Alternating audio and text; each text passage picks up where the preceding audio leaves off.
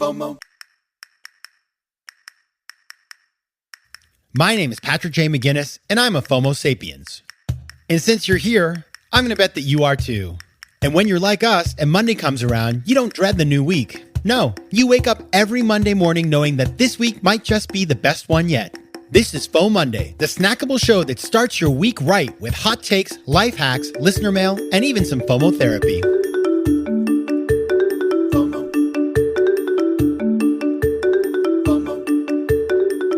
Hey everybody, welcome to FOMOndays, the snackable companion show to FOMO Sapiens, which of course will be back on Thursday with a new episode. But until then, happy FOMOnday, best day of the week. I'm your host, Patrick J. McGinnis, venture capitalist by day, podcaster by night, and FOMO Sapiens 24/7.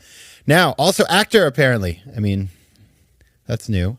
So last week I talked about FOMA, fear of missing audience, because we've launched a campaign together with Mercado Ads, which is part of Mercado Libre, which is, I believe, the largest technology company in Latin America. E-commerce, payments, all this other stuff. Amazing company, listed on the NASDAQ. I'm not giving stock advice, but it's MELI. Go check it out. It's a really large company, like $10 billion in revenue. So anyway, went down to Argentina to film a commercial with them. My first commercial.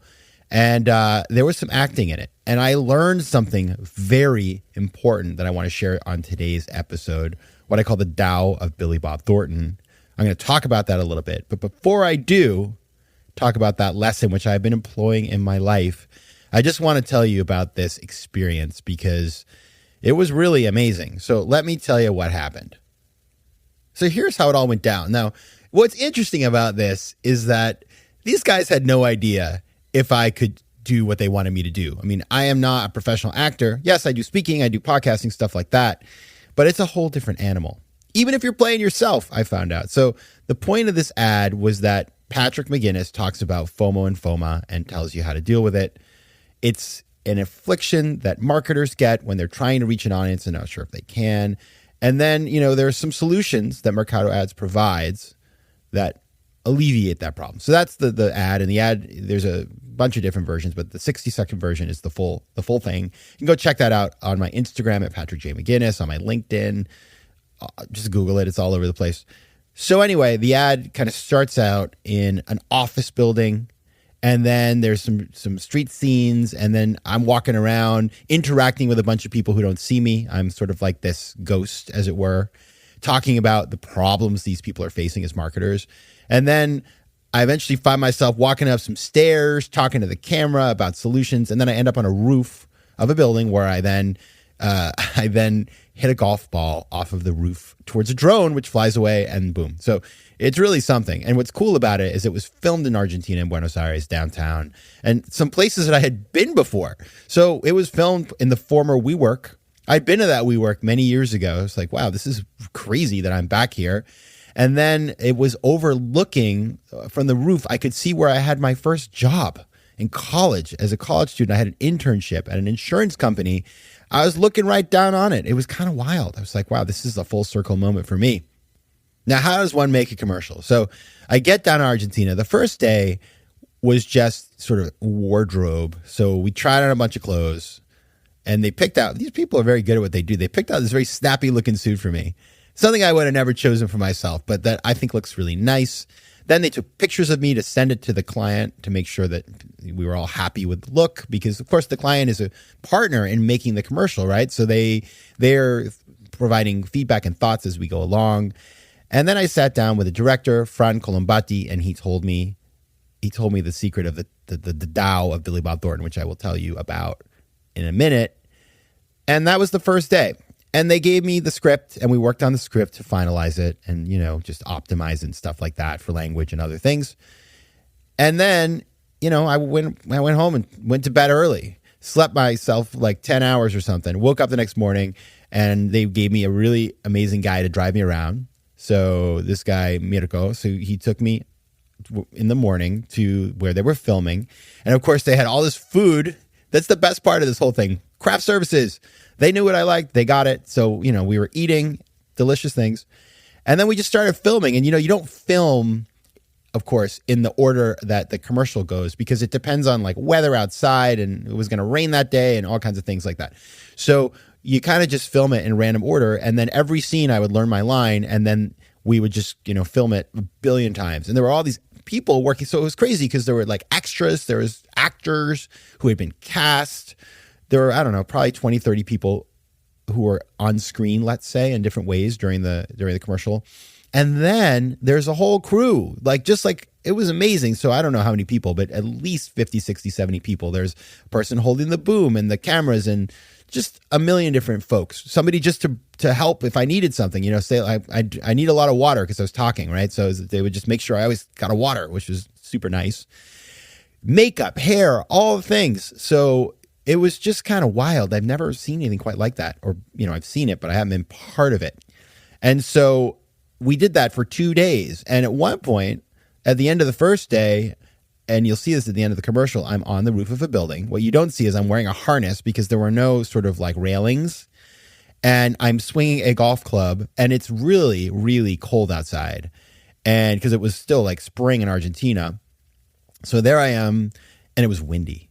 And we had tried to put like a little green, like a little rug that looked like a golf green up there. But there was so much wind, it would have blown it off. And if it hit somebody on the street, it would kill them. So we had to get rid of that. And it was just, it was kind of nuts. And between the takes, I had to wear a bathrobe because I was so cold. And we were up there for hours because we wanted to get the light and a lot of different takes. We tried a million different things. I said it a million different ways. So it really, when you see that scene, just know a lot of blood, sweat, and tears to get that. I mean, there was a sound person up there with me, like crouching, hiding behind this little mini wall. It was just a whole situation. Super fun, super bonding. You have the director giving you directions, I guess is what one would say. And you're just up there and you have no idea if any of it is even usable. So that was day 1. Day 2, similar thing. We ended it in the elevator scene, which you can see in the ad. We were all in there forever. It was so claustrophobic, but we did it together and it came out really well. Now, I want to talk about, as I said, the whole point of this episode, besides just sharing that with you, is to talk about the Tao of Billy Bob Thornton. So I will talk about that right after this break. FOMO. FOMO. All right, folks. Okay, the Tao of Billy Bob Thornton. This is what I want to talk about. I think about this all the time now. So on the first day that I got there, right after we did this wardrobe test, the director, his name is Francisco Colombati. You can find him on Instagram. You can find him online. He's really talented. He's made some really beautiful commercials. So when I saw his stuff, I was like, whoa, this guy, he's amazing. So go check him out. Google him. Or just go to francolombati.com. That's double T at the end there. And you'll see what we're talking about. And so he said, listen, Patrick, I watched a bunch of your videos and stuff. I've listened to your podcast. So I kind of get your vibe. I want to do something slightly different. And I was like, what? Why? What, you don't like my vibe? He said, no, we will do some with your vibe. But I have this vision for the commercial that it starts off kind of menacing. And then at the end, it's happy because you're telling us about a problem. And then we're solving the problem. But more than that, you're not trying to you're not scary. You sort of just, you have this Billy Bob Thornton and Fargo thing going on. Now, I don't watch the show Fargo. So he said, let me pull up a video. And he did. And he didn't send it to me. He's smart because he knows I would watch it 38,000 times to prepare. And then I would just basically be BBT, Billy Bob Thornton. But we watched it together. And the vibe of Billy Bob, it's an episode where he's been stopped by a cop and the cop's going to arrest him. And he says to the cop, like, basically, you don't want to do this because it's going to be bad for you. And I don't know why that is because I don't watch the show, but I assume Billy Bob Thornton has some secret powers or something.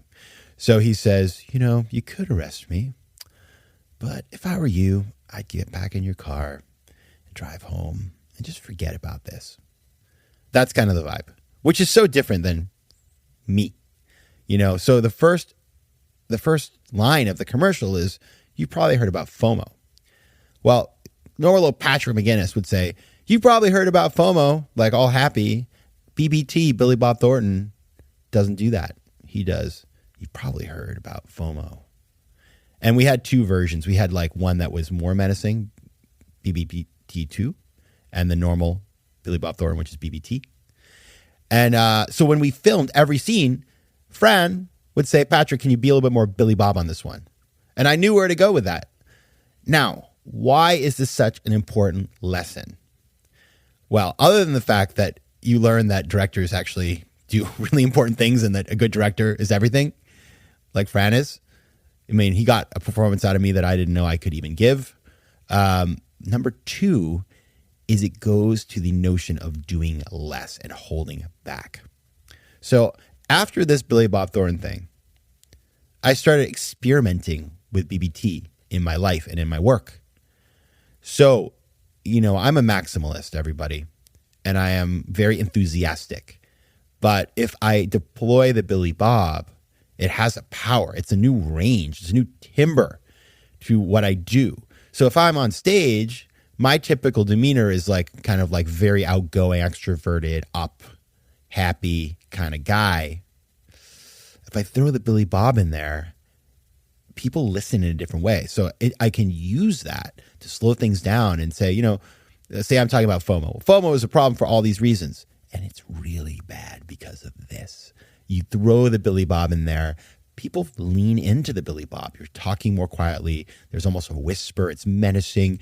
It makes people sit up and pay attention.